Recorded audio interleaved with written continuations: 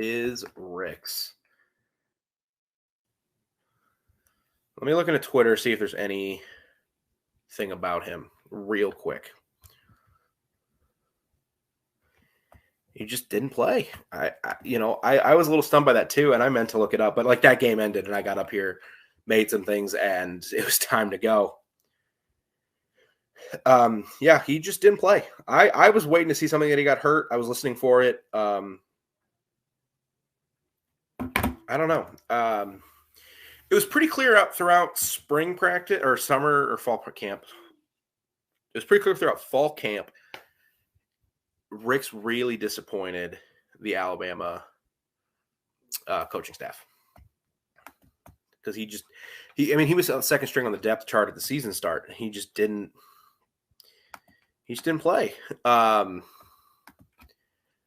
When you're getting torched like that, why you weren't trying something different, I don't know. I don't know. Maybe if he did something off the field, I don't know. But as far as I can tell about Eli Ricks, which our commenter asked about, I don't know. He just didn't play. That's the best answer I can give. Will Anderson didn't have a great day. Dallas Turner, the entire defense was just pretty bad today. I mean, you gave up 52 points. I mean, I don't think I'm sugarcoating anything when I say the defense didn't play that good today. We got 2 comments.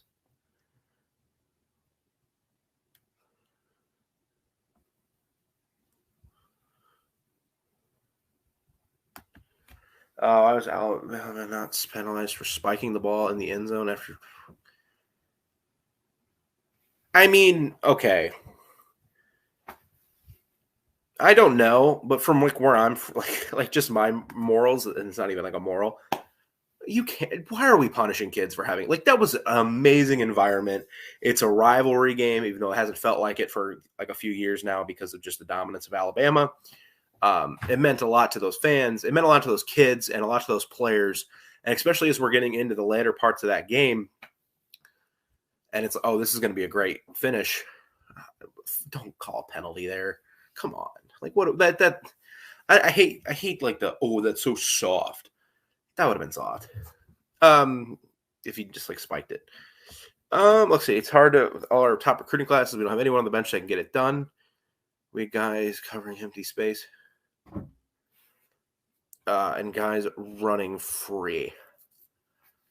Yeah, part of that's just Tennessee's offense. So on Twitter, and I forget who it was, made the point because of how well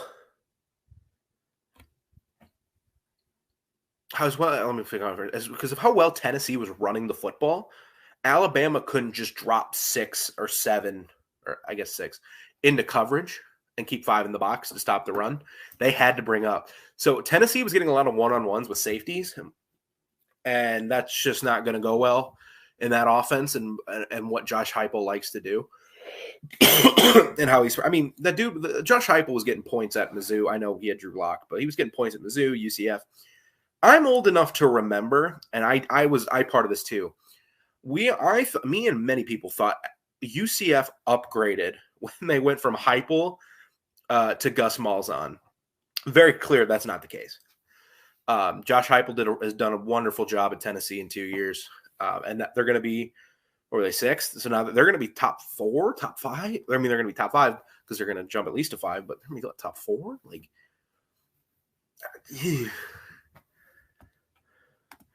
is the spiking thing a rule? I don't know necessarily. If it is, that's stupid.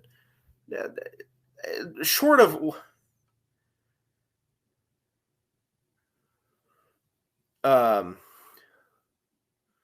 what was the was it Elijah Moore who faked like peed when against Mississippi State? Like that's a penalty. That's a penalty. I wouldn't call it a penalty because I think it's funny, but that's a penalty. Spiking the football should never be a penalty. Okay. UGA fan, I learned that today that Bama and Tennessee will destroy us.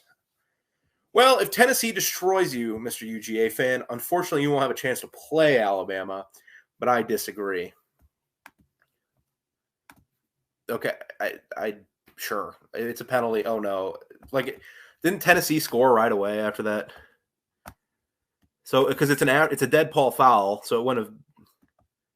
If it is so on the 42 point, so 10, and you won anyway, and they won anyway. So who cares? Like I don't know why we're bringing this up so much. Okay, yeah, but we'll see. I mean, last year's Tennessee team, the offense wasn't this. Here's the crazy thing: they're missing Cedric Tillman, who's their best receiver. Anyway, we're caught up about a spike of a football, and it didn't matter because Tennessee won anyway. We'll see how Georgia does against this version of the Tennessee offense. Not kind of in last year's game, it just didn't feel the same. It wasn't as fast. It wasn't as precise. Being at that game and watch, I saw a lot of Josh Heupel stuff, but we'll see. I mean, it's going to be a great game in Sanford. It really is. And like today's, it'll probably be 4 hours because CBS has to put commercials every 10 seconds. And I don't know how many of you heard at the beginning of the show, but even I was like, man, I know the Big Ten is going to is coming over like the SEC on CBS, or it's not going to be the SEC on CBS. It's going to be the Big Ten on CBS. I'm not going to miss it. I mean, I used to love Vern, and Gary is annoying, but like whatever. He's kind of like your uncle now at this point. That's annoying. I'm not going to miss these 4 hour games every time.